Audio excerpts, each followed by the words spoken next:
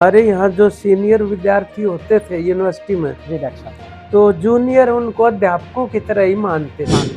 आमतौर पर हमारे यहाँ विदेश जो है, जी या तो इंग्लैंड को मानते हैं, अमेरिका को या ऑस्ट्रेलिया को या कनाडा, कि उन्होंने बहुत सारों को वापस भेज दिया। ये कह के भेज दिया कि इनको काम नहीं आता। ओहो। और उनको जहाज में भर के हथकड़ी बेड़ी लगा के, बिल्कुल। और वो अमृतसर के हवाई अड्डे के ऊपर जिस तरह एयरफोर्स का विमान छोड़ के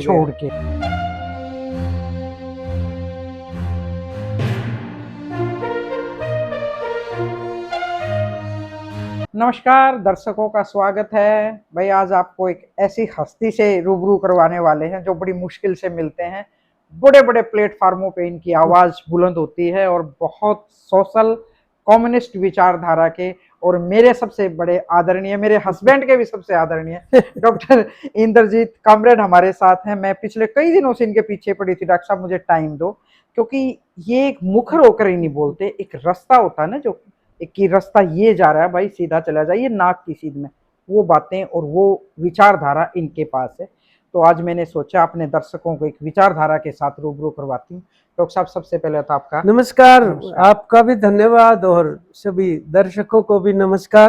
डॉक्टर साहब वैसे आपके सामने बैठ के हम बड़ा छोटा सा महसूस नहीं करते हैं, ऐसा कुछ नहीं है। सारिका ये जो कह रही हैं, सारिका ने जो परिचय देते हुए कहा है, उसको 2 से भाग दे देना चाहिए। कुछ ज्यादा ही। नहीं मैं बिल्कुल सभी आपका देखिए, ये जो भी मतलब नैतिक समर्थन होता है, जी वो भी काम करता है। करता है आपकी शुभकामनाएं जो, बिल्कुल। और हमारे जो नरवाल साहब तो जो है ना, वो मेरे से जूनियर थे, मतलब अच्छा। तो यूनिवर्सिटी में पढ़े। जगबीर हमारी यूनिवर्सिटी का, जी अगर मैं उस तरीके से कहूँ तो एक लाडला विद्यार्थी था। लाडला विद्यार्थी आपका, उसमें किसी तरह की कोई वो नहीं थी, शंका की गुंजाइश ही नहीं। शंका की भी गुंजाइश नहीं थी। बहुत ही इज्जत करने वाला और ईमानदारी से पढ़ाई करने वाला। और हमारे यहाँ जो सीनियर विद्यार्थी होते थे यूनिवर्सिटी में, जी डॉक्टर साहब, तो जूनियर उनको अध्यापकों की तरह ही मानते थे और हम उनको पढ़ाते भी थे। ओके। नए विद्यार्थी आते तो उनको दिक्कत नहीं होनी चाहिए, कुछ भी ऐसी हमारी चेष्टा रहती थी। बिल्कुल। तो जगबीर के साथ वो जो अरसा गुजरा, बाद में चलो वो शुगर मिल में अधिकारी बन गए, और उसके बाद तो बहुत लंबे अरसे से उनसे मिलना नहीं होता पाए। पर मैं आ जाती हूँ तो आपको सारी इन्फॉर्मेशन मिल जाती है। आपके आने से मतलब उनकी और आपकी दोनों की हाजिरी इकट्ठी लग जाती है।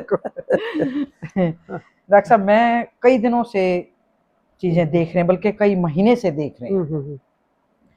हरियाणा में, पंजाब में सुनते थे हम कि लोग कनाडा गए हुए हैं भाई, बड़े अमीर हो गए हैं जाके।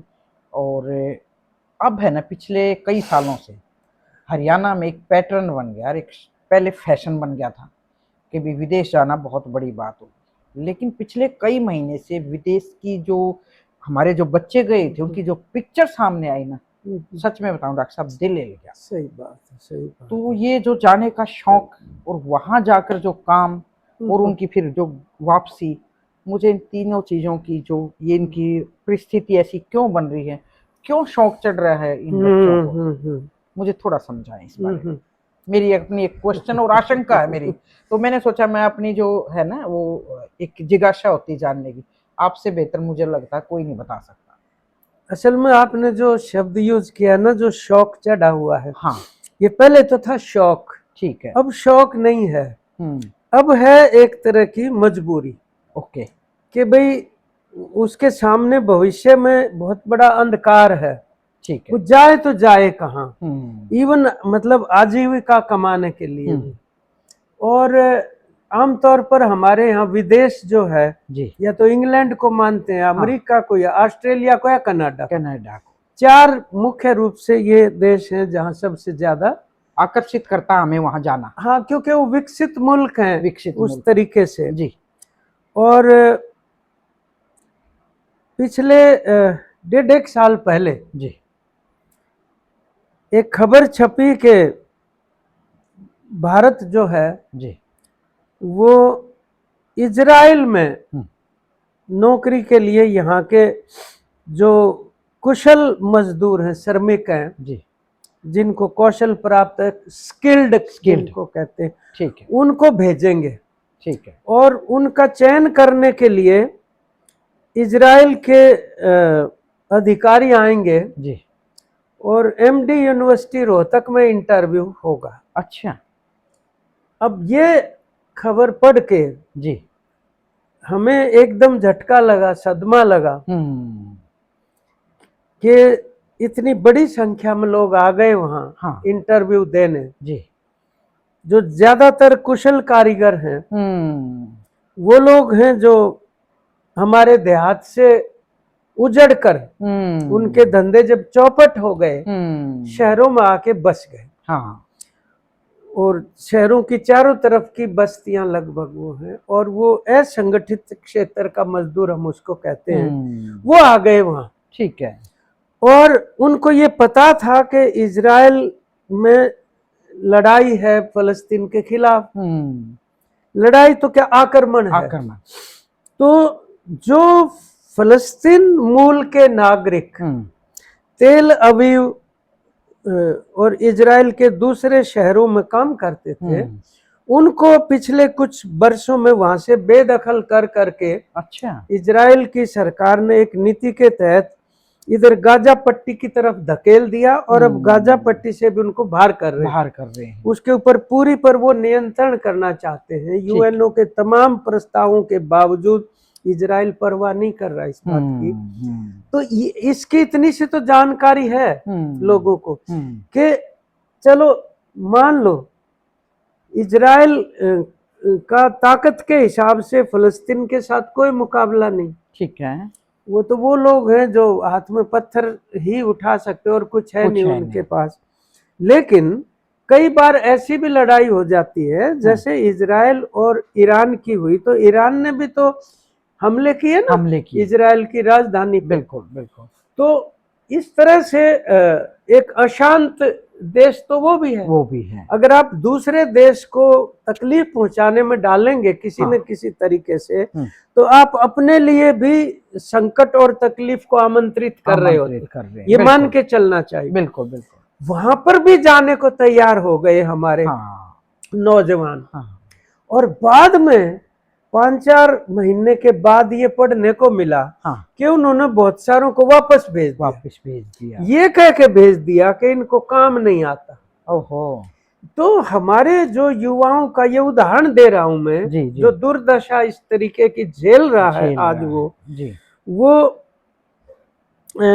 जो विदेश में जाने की आप बात कर रहे हो, तो दूसरी जो उदाहरण है वो है जिस तरह से अमेरिका से पकड़ पकड़ के उनको इलीगल इमिग्रेंट या गैर कानूनी अप्रवासी की तरह से, और उनको जहाज में भर के हथकड़ी बेड़ी लगा के, बिल्कुल, और वो अमृतसर के हवाई अड्डे के ऊपर जिस तरह एयरफोर्स का विमान छोड़ के गया, वो अपने आप में घटना एक नहीं है, चक्कर उन्होंने कई मारे, अभी भी इधर उधर वो छोड़ के जा रहे हैं। लेकिन वो खबर नहीं बन रही है, अब वो मुद्दा ही नहीं है, छोड़ के अभी भी जा रहे हैं।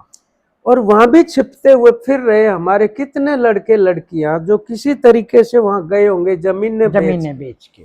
आप ये लगा लो कि भाई इनके जो एजेंट और एजेंसियां हैं, हाँ जी, वो 40-40, 45-45 लाख रुपए लेके, बिल्कुल, और उनको, जिसको ये डोंकी रूट कहते थे, उससे वो उनको कहाँ मतलब घोषित लक्ष्यों के ऊपर उतार देते थे कि हमारा काम हो गया और आगे हम बॉर्डर के ऊपर तुम्हें तब भेजेंगे जब तुम्हारी बकाया राशि मिल जाएगी। मान लो किसी ने 30 लाख दे रखे थे, 15 लाख बच गए, तो वो जंगल में ये शर्त लगा देते थे, अभी डलवाओ अपने घर वालों को कह के 15 लाख, नहीं तो हम आपको बॉर्डर के ऊपर नहीं ले जाएंगे। चाहे वो मैक्सिको का है, चाहे मान लो वो इंग्लैंड के अंदर अगर एंट्री करवानी है तो उसके आसपास के किसी देश का वो कर देंगे, मतलब फ्रांस वगैरह का, किश्तियों से, समंदरों से जान जोखिम में। ये देखा सब हमने पिछले कुछ महीनों से, आपने सारी खबरें आई है, सारी निकल के। देखो ये आपने जो जिस विषय के ऊपर बात की है, हाँ, आज के दिन ये हरियाणा के लिए सबसे बड़ा विषय है। बड़ा विषय डॉक्टर साहब, बेरोजगारी हमारी चिंता का विषय है। और इससे केवल इतनी चिंता नहीं है कि हम अपने नौजवान लड़के लड़कियों को किस तरीके से उस चंगुल में फंसने से बचाएं। वो एजेंट और एजेंसियां कोई छिपी हुई थोड़ी हैं। हाँ, सबको पता है, बोर्ड लगा के धंधा कर रहे हैं, दुकानदारी खोलने बैठे डॉक्टर साहब। उसके बावजूद भी किसी ने कोई चेक नहीं किया किसी तरह का।